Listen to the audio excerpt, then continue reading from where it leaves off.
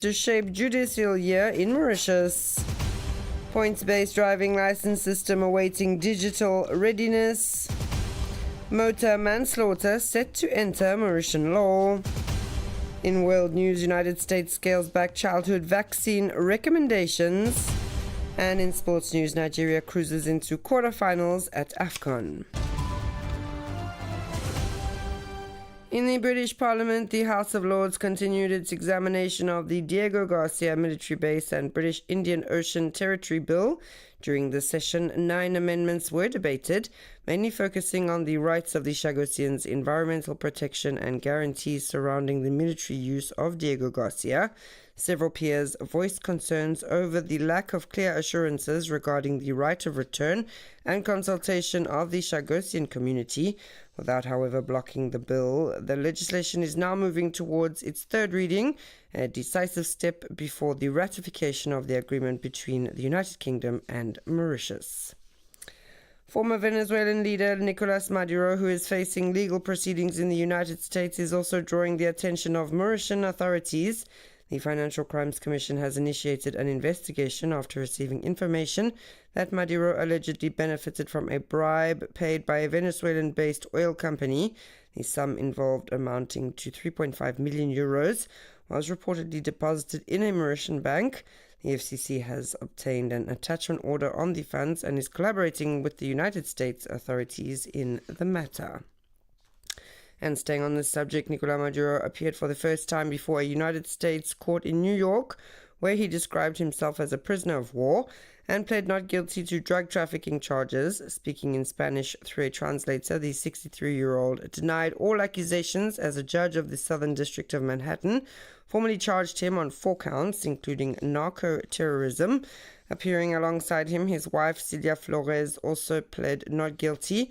Maduro insisted before the court that he remains the president of Venezuela. The judge ordered that he remain in detention in New York, with the next court appearance scheduled for March 17. The year 2026 is expected to be a particularly busy one for the Mauritian justice system, with several high-profile trials set to resume or open before the courts. Among the most anticipated is the Navin Kisna, scheduled before the Assize Court in May, stemming from the record seizure of 135 kilograms of heroin at Port Louis. The overpayment case involving Prime Minister Dr. Navin Ramgoolam is also expected to return before the Financial Crimes Division. Former Prime Minister Pravin Kumar Jagnat faces a provisional charge of money laundering, while the so-called reward money affair involving former senior police officers remains closely watched.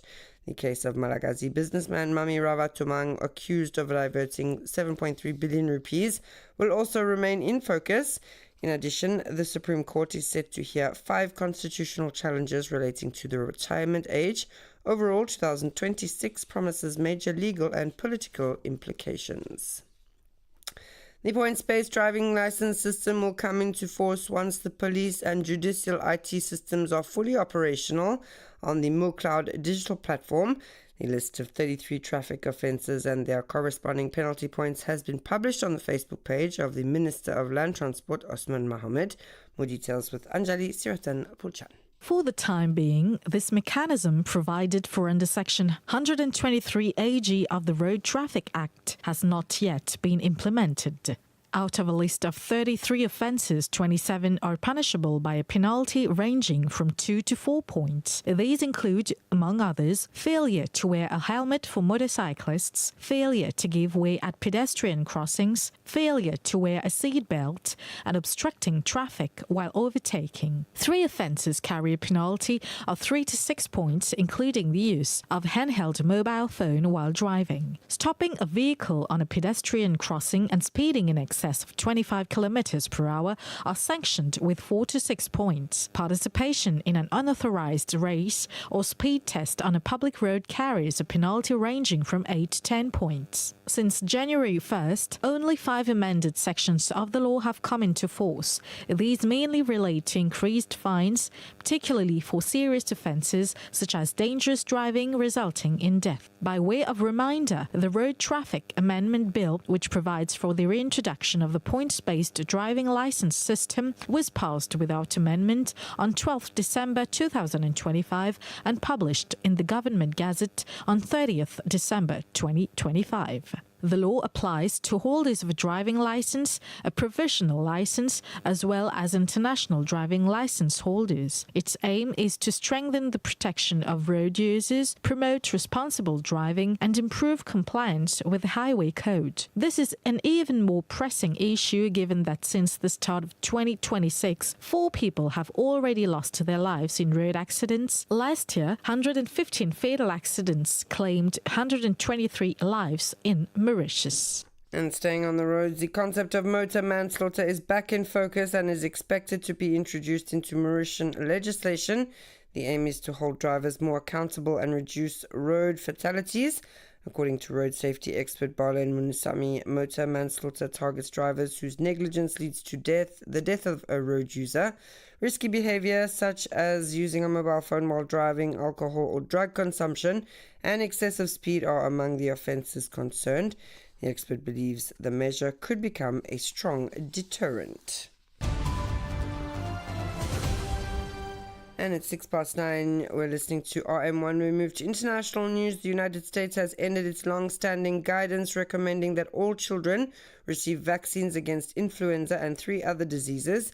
Public health experts warn the decision could lead to preventable hospitalizations and deaths.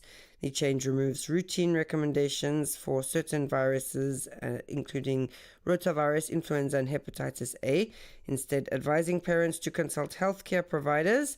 The move was approved without the usual external expert review and aligns with Health Secretary Robert F. Kennedy Jr.'s long-standing stance on reducing childhood vaccinations. And finally, in sports, Nigeria secured an emphatic 4-0 victory over Mozambique, confirming their place in the AFCON quarterfinals. Unaffected by an early disallowed goal, the Super Eagles dominated the match with goals from Lukman, a brace from Osimhen, and a strike from Adams. Nigeria will now await their next opponent to be decided after the clash between Algeria and the Democratic Republic of Congo. That's all from me this morning. Thanks so much for listening. Stay tuned now to the